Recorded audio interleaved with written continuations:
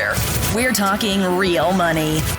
Oh, it's kind of nice to be sitting still for a while. Yeah, I've got several weeks where I'm going to get to sit still in the Seattle area. Right now I'm in Apella's Bellevue office and getting ready to answer some of your questions on the Friday Q&A episode, which, by the way, we've had great questions pouring in for a long time, but now we're kind of in the summer doldrums. So if you've had a question, you wanted to speak it at talkingrealmoney.com on the contact form, now is a great time to do it because you'll get answered a little bit faster.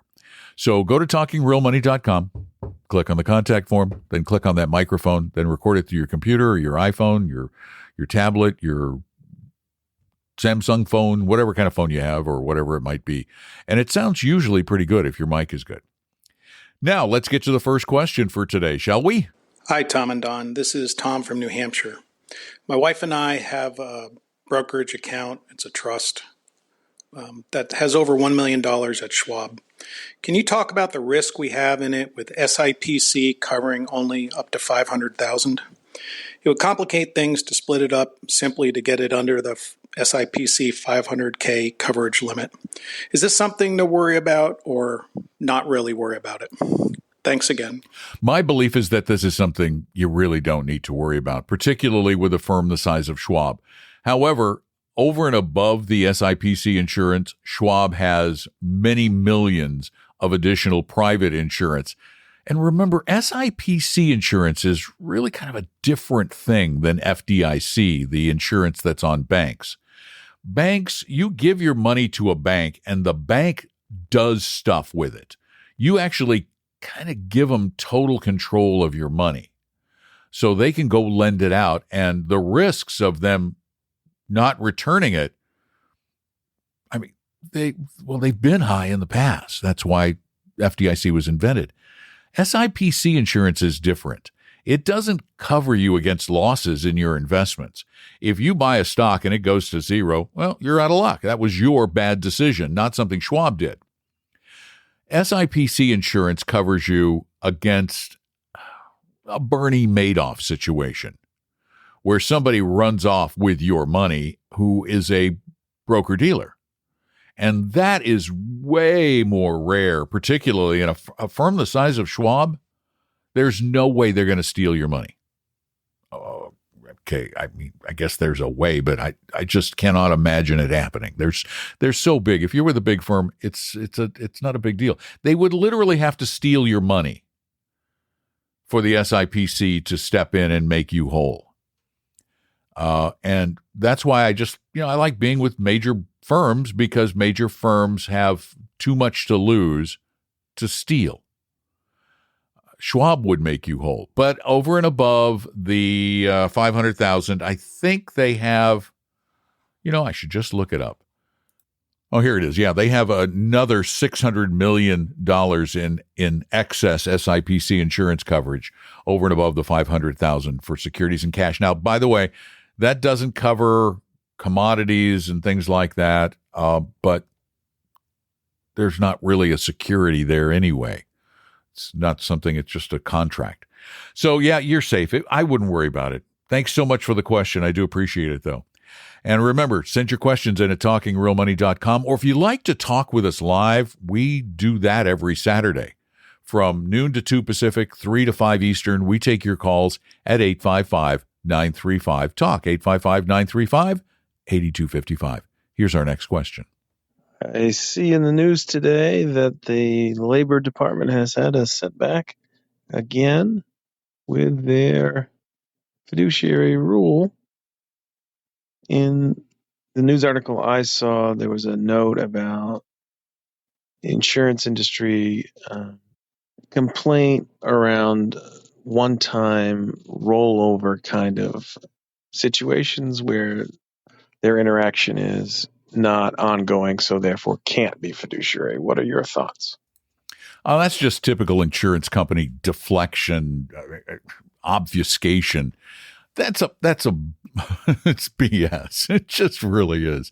The fiduciary duty doesn't require an ongoing relationship. The fiduciary duty, it's really simple. It requires that you put your client's interests above your own and that you disclose any potential conflict of interest, which includes fees and commissions, as they can conflict advice. Okay, so it's really simple. They don't want to disclose. That's what it boils down to. This is not going to hurt their ability to sell things. They could sell you the same old crap. They just have to tell you that it's different than it really is. For example, let's use the egregious indexed annuity as a starting point. They would have to tell you that, in fact, you don't get the returns of what you believe to be the market. They would have to show you actual returns that they've made to be in your best interest. Instead of saying, no, you don't pay us a commission, they would have to say, oh, we receive a 6, 8, 10% commission from the insurance company that you pay for in the profits that the insurance company makes off of your money, given the fact that you make 3 or 4% likely, and the surrender charge is there if you get out early. So they just have to tell the truth. They don't want to tell the truth. That's what it comes down to. Just be honest. I'm sorry, they can't be honest. They don't want to tell the truth on the products they're selling. They certainly don't want to tell the truth about why they don't want to be required to act as a fiduciary. It all is a bunch of bunk. It's all about their bottom line, and that's all that matters to them, which means they're putting their interests ahead of yours. Let's take another question. Hi, Tom and Don. I have a question about your recommendation of moving money when you leave a company to an IRA, and some of the protections that you have in a 401k from bankruptcies, lawsuits, things like that. I was hoping you could talk about that and give me your thoughts. Thank you. While that protection from creditors is a benefit of sorts because these are ERISA protected plans, and bear in mind it's not from all creditors. Federal charges, the feds can come after it. They get to. It's minor. It's so small. What are the odds? Most great savers, which are the kind of people who have IRAs to roll over, are going to be subject to the kind of a lawsuit that would put their retirement funds at risk. It's low. It's not non-existent, but it's low. Or subject to other creditors because you probably use your money to pay off the creditors instead of most people honestly want to pay off their creditors. So I think the benefit is very, very tiny. I think it's blown out of proportion because most people don't get sued and most people don't have their assets attached by a creditor. That's unusual, but it is a benefit. I'd rather have better choices and pay less, which is the case with many IRA rollovers, particularly those kinds of retirement accounts that have expensive funds in them, high administrative fees, actively managed funds that we don't believe should do as well. I think the benefit of moving outweighs the loss of that minor protection. Thanks for the question. We still have more that were sent in at talkingrealmoney.com. You can also call them in on Saturdays, 3 to 5 Eastern at 855-935-8255. Good morning, Tom and Don. I've been listening to your program for about 3 years, and I love it. Thanks for providing this information and education to the public. I often find myself talking to friends about the things that I've learned on your program, and a few things come up most of the time. I often quote them that actively managed funds or hedge funds rarely, if ever, beat the market, at least for a consistent long period of time.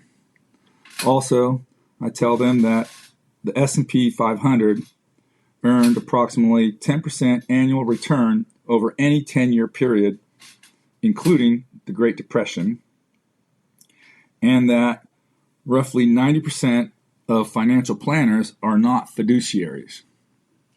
So my question is this: where can I find source material for these statements that you often make on the program? It would be great if you could place them on your website so that it's easy to look up and I can point my friends to the source material so they're not just taking my word for it. So the ask is, please make a section on your website where you post research and articles that you might refer to in the program. Thanks so much. Bye-bye. Thanks for the call. It's a good suggestion. Something that I have to figure out how to pull off, but it is a good idea. And I can give you some information on the things you asked about. The first one about active managers consistently underperforming index funds. One of the best sources to show people is the Standard & Poor's index versus active scorecard that is done every year.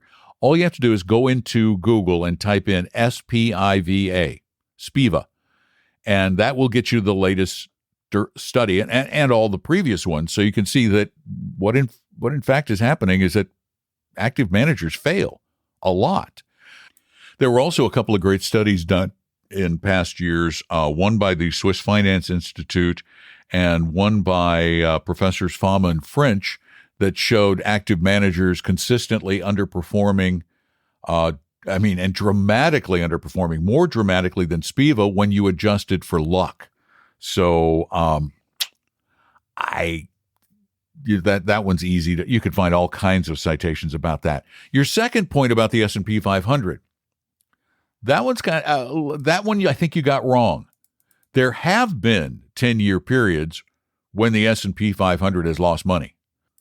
The most famous of which was referred to as the lost decade, that period in the early 2000s, that first decade of the 2000s, when there even was a 10-year period that started in the late 90s where the S&P 500 lost an average of 3% per year over 10 years. So that is not true. Although the average annual return, and it depends on the period you look at, is better than 10% for the S&P 500 over decades. So, yeah, the long-term return has been really good. But there have been periods where you would have lost money, which is why we tell people to balance their portfolios. It's really, really smart. And let's see if I can find the number here. The S&P 500. The 30-year number is right at 10%, though, so that's a pretty good number. And then finally, the fiduciary question.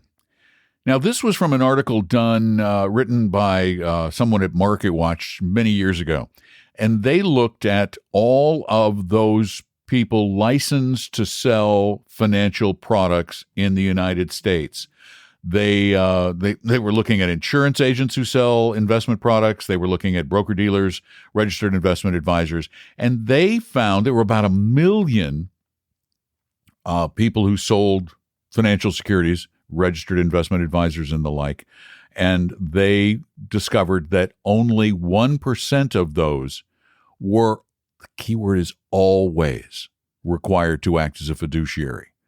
You see, I believe the latest number, and I just looked this up a little while ago, that is about 88% of registered investment advisors are also registered as broker-dealers, which means they can sell products for commissions.